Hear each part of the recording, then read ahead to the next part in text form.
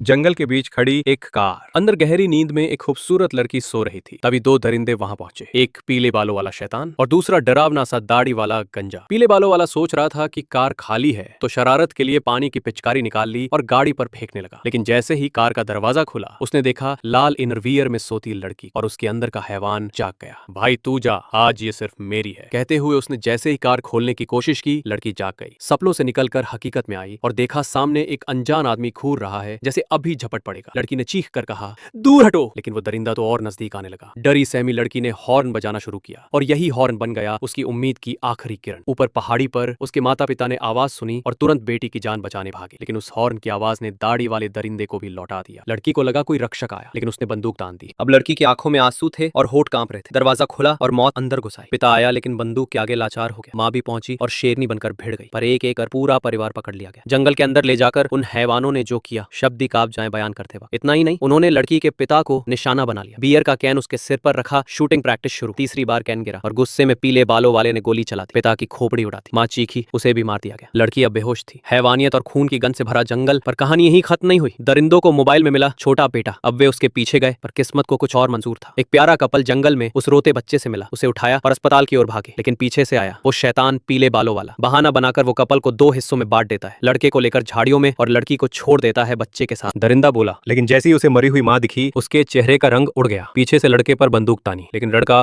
फुर्ती से जंगल की ओर भाग निकला। दूसरी तरफ लड़की को पकड़ लिया गया, बच्चा छीन लिया गया और उस मासूम का सिर जमीन पर पटक कर कुचल दिया। अब महिला को पेड़ से बांधा गया, उसके कपड़े फाड़े गए और बंदूक से उसकी गर्दन पर निशान बनाए जाने लगे, लेकिन वो चुप रही क्योंकि वो जानती थी कि उसका प्रेमी जरूर आएगा। पर अफसोस, वो तो उसे छोड़कर पुलिस स्टेशन भाग गया था। अब पुलिस आई और लड़की ने कार की लाइट जलाकर इशारा किया, लेकिन दरिंदा पहले से जंगल में घात लगाए बैठा था, पुलिस पर हमला किया। इसी बीच लड़की भाग निकली, लेकिन अब खेल बदल चुका था। दरिंदा बोला, अगर 10 सेकंड में बाहर नहीं आई तो तेरे प्रेमी की खोपड़ी उड़ा दूंगा। मजबूरी में महिला बाहर आई, उसे फिर से कार में बैठा दिया गया। अब वो खुद ही गाड़ी चला रही थी, दरिंदा पीछे बैठा था। पर इस बार लड़की डर नहीं रही थी, उसके अंदर चिंगारी जल चुकी थी। तेज स्पीड और फिर एकदम टर्न, कार पलटी, दरिंदा बाहर गिरा। उठने ही वाला था कि लड़की ने कार का दरवाजा खोला और उसे जोर से मारा, फिर पत्थर उठाया और उसका सिर तब तक कूचा जब तक वो हिला भी नहीं। महिला और उसका प्रेमी अस्पताल पहुंचे सुरक्षित, पर जो कुछ भी हुआ वो डर हमेशा उनका पीछा करता रहेगा। सबक, जंगल हो या जिंदगी, डर को हराना है तो हिम्मत, होशियारी और वक्त पर फैसला सबसे बड़ा हथियार है।